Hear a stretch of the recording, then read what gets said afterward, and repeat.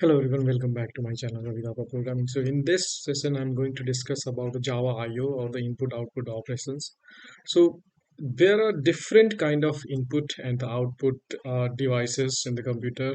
So for example, whatever you type in your laptop through the keyboard, or if you are using a desktop and you're using the keyboard, that is the input device. The mouse or the tracker system in a laptop, that is the input. Whatever you input here, you could see in the screen.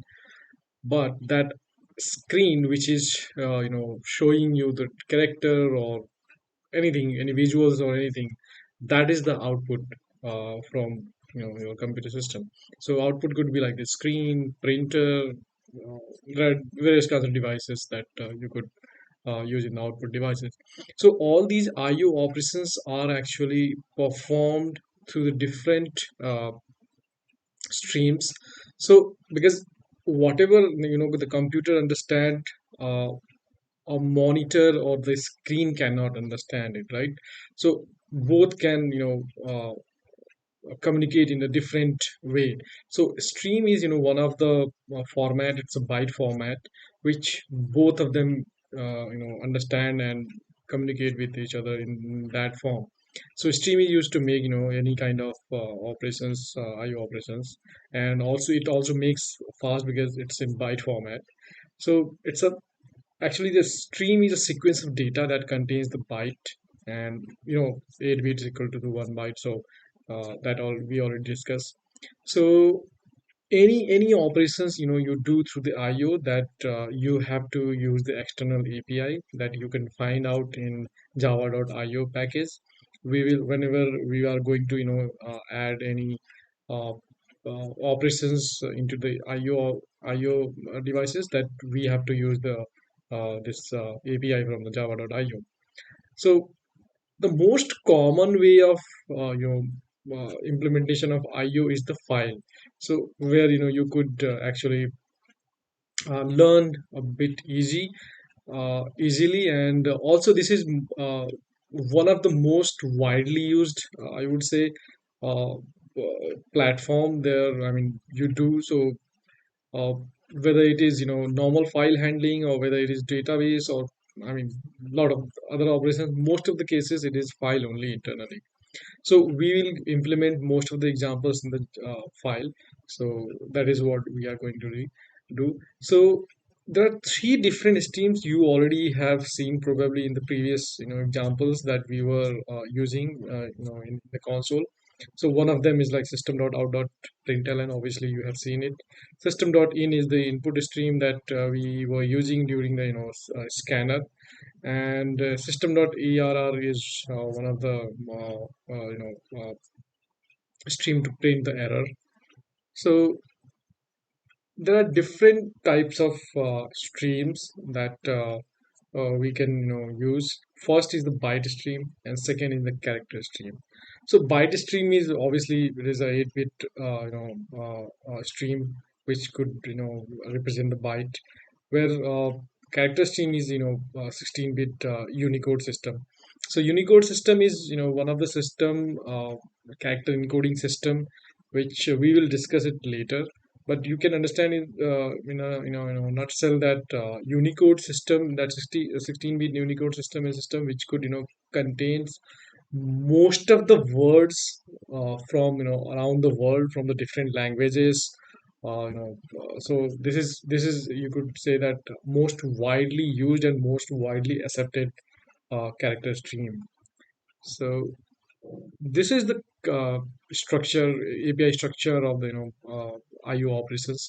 So top of the everything, there is an object class. Below that there is input stream and output stream classes. So other file input stream, file output stream, byte array input stream, byte array output stream, file filter input stream, filter output stream, object input stream, and the object output stream. These are the subclasses of the input stream and the output stream.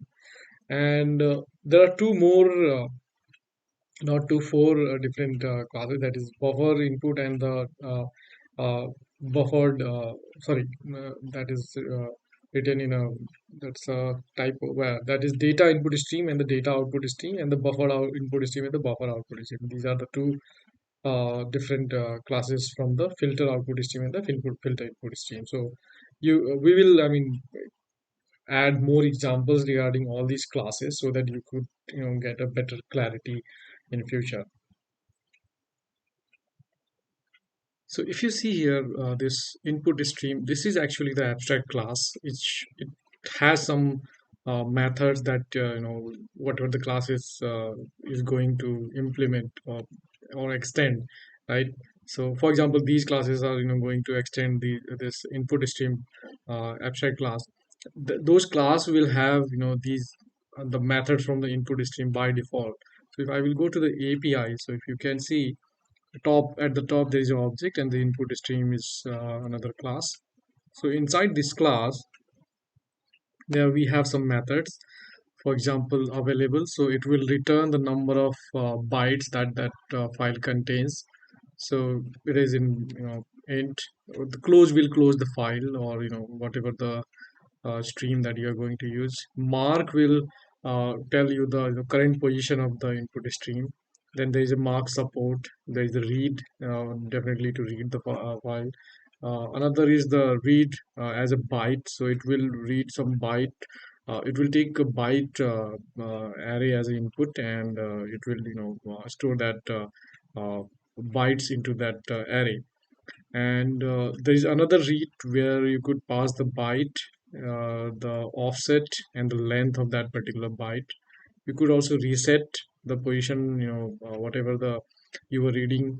You could reset it, or you could skip the, number of bytes from the particular stream. So these are the methods available. So we are going to use same on the our example. So if you see here, I'm using the file input stream class here. Obviously input stream is also imported here. So I have created this, byte with the 100, that is the fixed length. So that means I cannot go beyond the 100 bytes of, length. Uh, I'm not creating, file with the unlimited length of string. So this is the input. I just created one input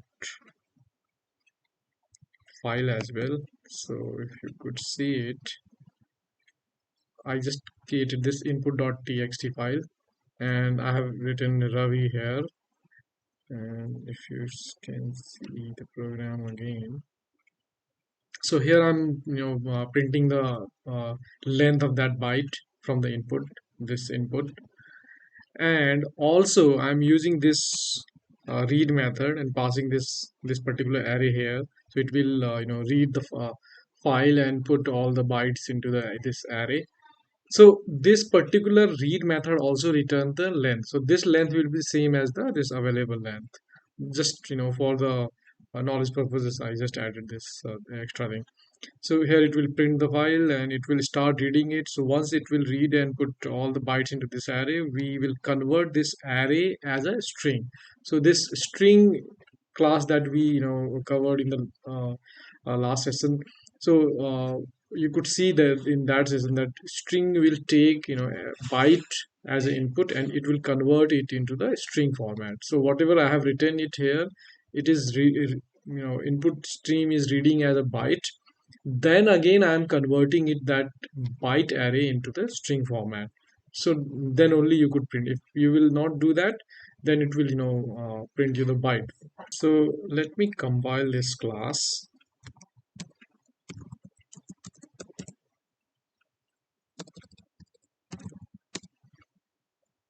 Compile now. I'm running this class file string. See, the bytes in the file is 4. This particular thing is printing. Length is also 4, as I discussed. The data is Ravi. So what if I will change this into Rakesh? Right? Let me run now, because the file is already there. Now I don't need to compile it. I will just run the file. See, the byte is 6, length is 6. So the name that printed is Rakesh. What if I will not convert the data into the array and I will try to print it? System dot out dot println let me print the array. So I will just print this array here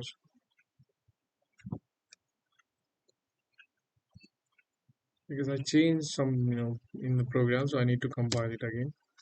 So if you can see the byte printed in a object format, right? So you cannot read it. So it's always better whatever the byte array that you are getting, convert it into the string format.